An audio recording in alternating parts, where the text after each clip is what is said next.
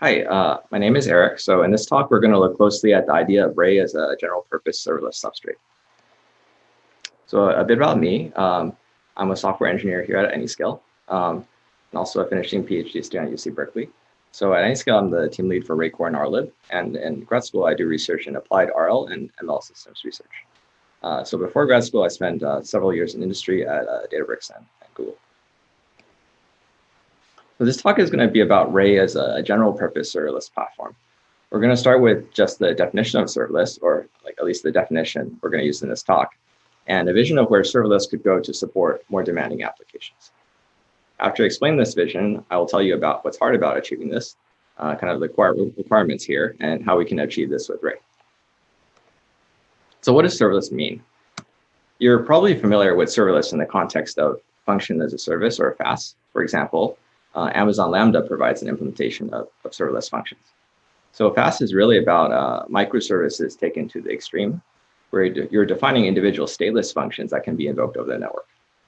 Another key ingredient here is that you get very high elasticity, so you can scale to high throughputs almost instantly. So you also don't need to worry really about the scaling story for your application. So comparing this to historical approaches for building an application, where you have, on one hand, bare metal servers, where you have to think about all layers of the stack, from the hardware to the operating system, container, and so on, to slightly more modern approaches such as virtual machines and containers, where you're pushing off concerns of the hardware and operating system to the service provider. Serverless functions provide a much simpler developer interface. So you're really concerned with just the code itself, the function definition that you're going to deploy. So the two kind of key serverless benefits we can distill from Faas are that first, there's not the need to worry about managing machines. So this really gives you much lower operational overhead, also a much simplified development process. It's also highly elastic, so you generally pay for by the millisecond only for the compute that you use. You can also scale very easily to high throughputs. So because of these two properties, there's a lot of actually interest in serverless, kind of the general purpose benefits of serverless applying to a broad range of potential workloads. So what is Faas serverless used for today? Well, primarily it's used for defining functions that respond to web requests. For example, you could use it for webhooks, stateless web applications, notification handling, and so on. With such a simple CRUD app, that's just issuing a create, a read, update request to a database. It's really straightforward to write a stateless function that you can deploy using, for example, AWS Lambda and so on. Okay, so in this talk, I'm going to focus on the question of whether there is a more general form of serverless that isn't just pure functions. So recall the two key benefits of serverless: not worrying about machines and elasticity. In this talk, we're going to focus on applications that cannot run on Faas. So think about machine learning, data processing, or complex backend services. And we're going to think about how to bring benefits above to these different types of applications. So why don't these applications fit into serverless functions? Basically, it's because these applications are stateful. So maybe they have state held in a process that cannot be easily moved to a database.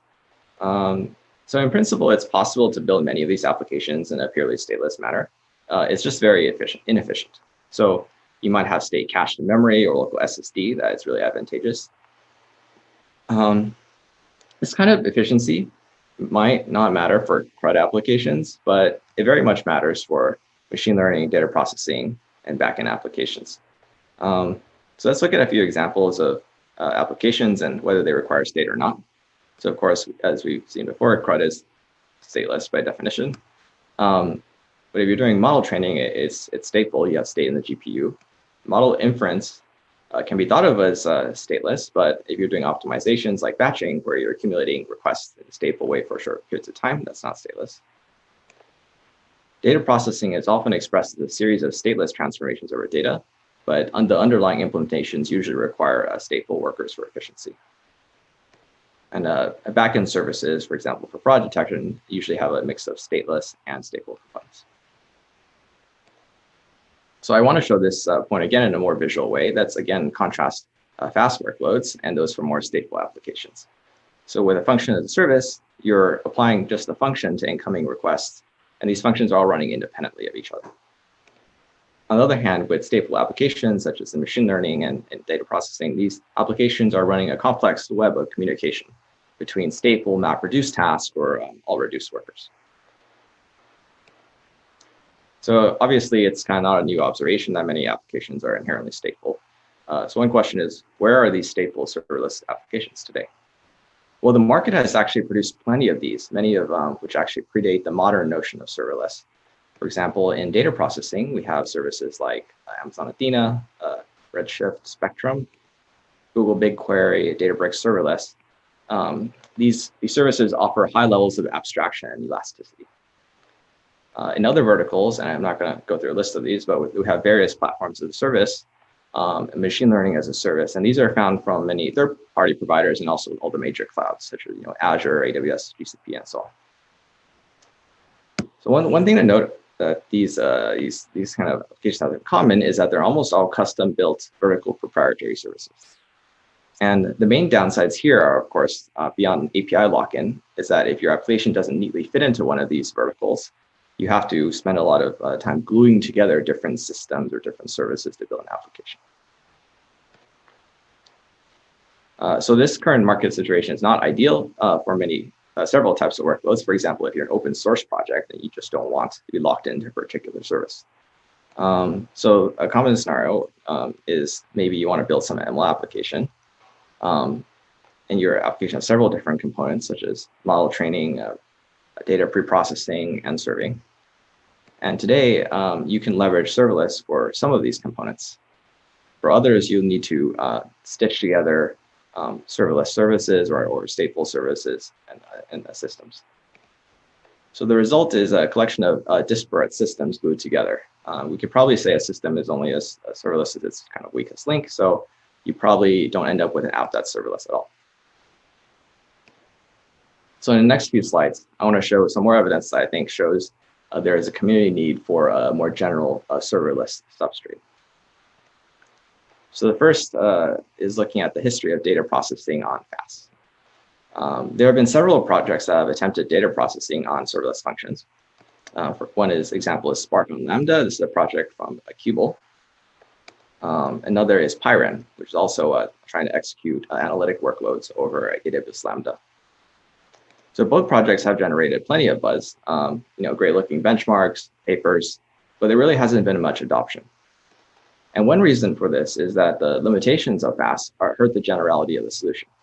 For example, typically you have execution time limits, lack of local storage, small container sizes, and an inability to communicate between different serverless functions. But in some sense, this kind of abuse of function as a service points to this community desire for serverless characteristics, for bringing serverless characteristics to more applications. Another class of applications I want to look at are open source distributed machine learning libraries. Today, there's actually an emerging ecosystem of machine learning libraries that integrate with Ray. For example, we have Class C Vision, Horovod for distributed training, Spacey and Hugging Face and NLP. And this is actually one of the original goals of Ray, to like foster an ecosystem of machine learning libraries. So why is this happening? It turns out there's a huge amount of effort required to manage all the different aspects of running on a distributed system, or just running distributed in general. Not even considering the full benefits of elasticity. To kind of achieve this, you need a team of experts in distributed systems. And of course, the authors of these libraries would rather outsource that to an open source and reliable distributed substrate, such as Ray, instead of spending a lot of effort implementing it themselves. So one of the visions we have for Ray is a general purpose serverless platform. Today, if you're building an application, you have a choice of narrow specialized serverless solutions. So if your application happens, for example, to fit into the stateless patterns for functions of service, that's great. You can use that and you're set. Otherwise, if one of the existing proprietary vertical services works for you, you can also run serverlessly without too much effort. Or for applications that don't fit into these molds, or perhaps open source projects, there's a really high barrier to building a serverless application. On the other hand, if we have a general purpose platform, vertical services can be simply implemented as libraries on top of the platform. So your application can either straightforwardly use these libraries, or it can build on the underlying platform itself, which if it's general purpose, can support both stateful and stateless computation patterns. Finally, we all know building an application today involves a lot of just gluing things together. So a general purpose platform will also let you mix and match together different workloads and libraries. So what's hard about a general purpose serverless platform? So some requirements are, of course, we have to meet the basic requirements of serverless, the basic characteristics, which as we saw before, we don't want to worry about machines, and we want high elasticity. But in addition, for generality, there are much more requirements from that the platform must provide through its API. And this means this includes universality to handle many different types of workloads. You want to lift those, fast limitations, then support stateful apps, support hardware accelerators, and so on. You want to be able to easily compose many different libraries into a single application. So it's kind of like gluing components together in a distributed setting. And you want a portable API that runs not only on one cloud provider, but runs on many different clouds, many different types of hardware. In general, generality doesn't come for free, so we have to make some trade-offs. I think one non-requirement here is very fine-grained elasticity. It's okay to sacrifice the speed of elasticity for more flexibility. So many types of workloads just simply don't require like extreme per millisecond elasticity. For example, it's totally okay for it to take a few seconds or even a few minutes to scale up your large-scale distributed training workload to many GPUs. No one really cares about scaling up their model training in a fraction of a second that you might care about for certain other workloads. It simply doesn't have a user benefit. So I think a historical analogy for this is just as relational databases have specialized indexes that allow them to support millisecond level queries at very low latencies. For many workloads, the industry has actually moved on to big data systems, which are more flexible and scalable, but of course cannot support such low latency queries. So one example of this is moving from relational databases to XPROC. Another requirement, and this is a more subtle one, is that we shouldn't require auto-parallelization in all cases. And this is somewhat a fundamental point. It's always possible to write a stateful workload that doesn't scale because it has some inherent communication bottleneck, or it just wasn't programmed to scale and so on. But the implication for a general purpose platform, I think, is merely that the application has to be able to express how it wants to scale through the API. And as long as the application expresses that it scales, then the platform can know how to scale it if needed. So we'll see how later Ray APIs like custom resources and placement groups make this possible. Okay, so let's walk through these requirements again in more detail, starting with the basic requirements. So first, the developer or the user of the application shouldn't need to worry about machines. So you want to think mostly about the code, and you also want hardware portability for the code that you write. So it should run on different size clusters, from your laptop to maybe your local Kubernetes cluster. It should run on different size containers, different numbers of machines, and so on. You also want as much elasticity as possible. So this means you need application-aware autoscaling, distributed scheduling, handling of fault tolerance, and fast scale up and scale down. There are additional requirements for the generality of the API. So first, universality. You want to support many different types of workloads, both stateless and stateful, batch workloads, and also online serving, and I/O and compute-intensive workloads. This also includes abstractions for data sharing, communication, and movement, and so on. Ray provides this through its API, which I'm not going to get into detail here, but it includes tasks and actors that can work together, and also a distributed object store. The second requirement is a composability. So you want your application to be language integrated, have native Python, Java interface, and so on for writing distributed applications. And this will allow you to mix and match different kinds of libraries and computations very easily. So Ray, of course, has a language integrated API that works with Python, Java, and also other languages in the works. The Ray system also very inherently supports composability through its bottom-up distributed scheduler and support for distributed object references. So these are references for distributed data objects that can be passed around the cluster, just like you can pass around references or pointers in a single node program. The final requirement is portability. So you want to open API, and that can run on any type of hardware. Ray provides this obviously through being an open source project, and Ray also has a resources API that shields the application programmer from having to worry about individual hardware or machine configurations. So the developer requests CPU, GPU, or other custom resources, and the underlying system will ensure that they are scheduled correctly. Ray also comes with a cluster launcher or auto-scaling layer that supports a wide range of different types of clusters and cloud providers. So let's consider how well Ray meets these requirements. The analogy I'm going to reiterate here is that we're moving from a special purpose systems for serverless to having a more general purpose system. This kind of shift has happened many times before. So the most recent example is moving from relational databases to big data systems like Spark. I think there's a similar analogy from moving from specialized functions as service platforms to a system like Ray.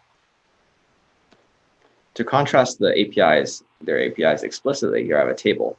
So with Faas, we have functions, storage, and endpoints. And these are the APIs authors use to build their applications. With Ray, we have tasks, which can be used to express stateless computation. These are the analogy of an analog of functions. But Ray also provides actors for stateful computations. And it also lets you easily communicate between tasks and actors just by invoking tasks or making actor method calls. Obviously, you can still use any kind of storage you want directly, but Ray also provides a shared memory object store, which enables distributed communication in a high performance way. Finally, for exposing your application to the outside world, Ray has a serving library for web and model serving that not only provides the basics of load balancing, but also programmable serving. So you can easily compose DAGs of serving pipelines and so on. So let's also score these systems on the requirements we outlined in the previous section. So first, elasticity. Faas provides very fine-grained auto-scaling. A system like Ray, which operates at a higher level, provides application-aware auto-scaling that operates on a kind of coarser-grained level. So it's not quite as fast at scaling, but it's still fairly fast due to optimizations like node caching that I'll talk about in a few slides. In terms of shielding the programmer from reasoning about individual machines, Faas kind of achieves this just by being very restrictive. You just pick one size container for your entire application, and that's it. Ray has a more kind of flexible approach to this, where that you have APIs to require resources or groups of resources through things called placement groups. In terms of universality, Faas, of course, is mostly for stateless online serving workloads. Ray, in addition, supports stateful workloads, batch workloads, machine learning. For composability, Faas doesn't really provide many primitives for communication between serverless functions or at all. Of course, you can still do RPC to external services and endpoints and so on, but it's not really built in. On the other hand, Ray has primitives for communication between tasks and actors through distributed memory. Finally, for the most part, Faas is tied to a specific cloud service, and obviously Ray is the open source project. We also plan to improve Ray in the future versions to kind of improve on some of these points. So some of the low-hanging fruit is improving auto-scaling algorithms and supporting multi-tenancy within Ray. So this will allow multiple users or applications to run within the same cluster. We also plan to improve Ray's support for data-intensive workloads. For example, by providing features such as automatic object spilling to external storage and locality scheduling for data. So the Ray ecosystem. Today, we have a significant amount of open source projects that are leveraging Ray as a distributed serverless substrate. Of course, we have the built-in native Ray libraries for reinforcement learning, hyperparameter tuning, serving, and training. There are also a number of community ML libraries that use Ray for scaling out workloads. So this ranges from computer vision to distributed training, natural language processing, and model serving. There are also a few early stage integrations with data processing libraries. So these are data frame and array libraries that are leveraging Ray as their distributed substrate. So the reason these libraries are integrating with Ray is to have the advantage of a common substrate. Ray provides portability across different platforms, and it also allows users to easily compose workloads involving a mix of these libraries. For example, you can easily call Ray actors from DAS data frames, or call DAS data frames from Ray actors if you're using Dask on Ray. Or you might call a distributed analytics library from a model serving workload. I think this kind of seamless composition between distributed libraries is really unique. It's a kind of capability unheard of in a distributed system world, and it's something that Ray is really good at. So in the last part of my talk, I'm going to cover some new features for Ray 1.0 that are oriented towards this vision of a general purpose serverless platform. So first is faster autoscaling. So in Ray 1.0, we have a feature called Autoscaler node caching. Many other features involve improving the ability for applications to express their requirements to the scheduler. For example, with Accelerator type resources, multi-node type autoscaling, placement groups. The Autoscaler node caching. When you're launching a new instance in AWS or another cloud, typically there are two overheads. There's a launch overhead and then the boot overhead. The second time that you reboot a machine, it's much faster to start, since the elastic block storage is all warmed up, and any application-specific setup commands like installing libraries is already done. So we take advantage of this to greatly improve the speed of the Ray autoscaler by basically caching nodes in the stop state when possible. So when a Ray cluster is autoscaling, Ray will kind of cache nodes in stop state when it's scaling down. These nodes are extremely cheap to keep around because you don't pay for the compute, you just pay for the ephemeral disk storage. And it is, of course, really fast to restart the nodes in this state. So this simple optimization greatly improves the speed of autoscaling in Ray. Another feature is Accelerator type resources. So this is a new feature that works in conjunction with multiple node type autoscaling and Ray custom resources. And the simplest way to illustrate this is with an example. So suppose I want to run some code on a V100 GPU, and I can simply from Ray util accelerators import Tesla V100. And then when I decorate my function with ray.remote, not only do I specify num GPUs 1, but I also specify the accelerator type to be the V100 GPU. And then when this task is scheduled, Ray will ensure that this task is run on a machine with their appropriate GPU type. So this feature works in conjunction with multi-node type autoscaling. So the idea here is simply that you can have a cluster with a mixture of different machine types. For example, GPU nodes, CPU nodes, spot nodes, and so on. And the way to think about this feature is it kind of has two user interfaces, a sysadmin and an end user interface. So sometimes these are the same person. So the sysadmin defines the allowable node types for the cluster.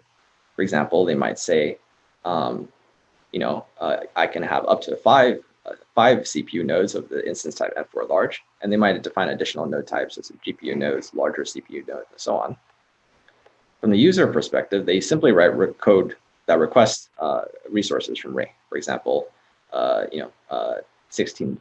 This function or actor requires 16 CPUs, half a GPU, and maybe a particular GPU type. And the Ray scheduler will automatically add the right set of nodes to the cluster to satisfy these resource demands. And under the hood, this is kind of done with a reverse bin packing algorithm. So the final feature I want to highlight is placement groups. This is a feature many users have asked for. It lets you atomically reserve groups of resources for actors and tasks in Ray. This is also known as a gang scheduling. So one big benefit of using this API is that instead of requesting actors or tasks individually, is that it gives Autoscaler more visibility into the shape of resource requests that the application really wants, so it can make better scaling decisions. So just to show how it works, when you create a placement group, you're requesting a set of resources that you want to spread or pack across machines. For example, if you have 4 machines and you specify spread, this is kind of an anti-affinity preference. You want to spread the resource groups across many different machines here. The 5 groups are spread across 4 machines. It's the best we can do. You can also request pack placement. So we try to, in this case, the scheduler try to pack the resource groups as close together as possible within the machine. So here we're able to co-locate them all within just 2 machines. So in conclusion, Ray 1.0 is a step towards Ray as a more general purpose serverless substrate.